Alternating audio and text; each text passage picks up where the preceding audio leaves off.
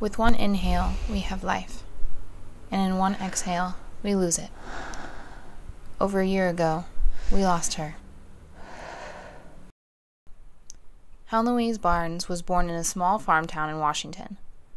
Married a man from Spokane when she was in her young 20s, where they lived for a better part of their 60-year marriage.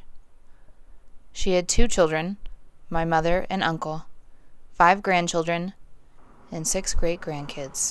She had many names: Sissy, Mom, Helen, but our side of the family called her Mimi. She smoked on and off throughout her life, starting when it was fashionable to break out a cigarette bag of Camels and slowly puff away with the girls in the office. But she was remembered for her funny stories, elephant-like memory, and how powerfully she loved.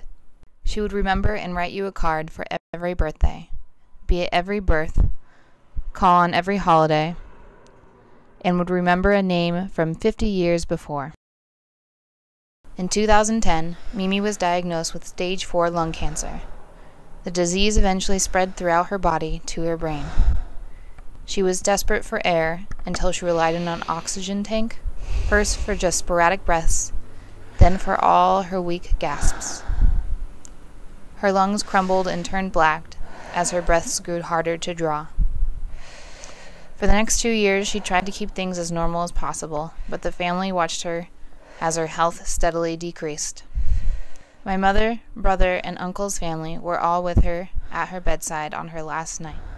Stories and loving memories were passed around until no one could talk anymore, and they listened to her uneven breaths until even they quieted to a stop.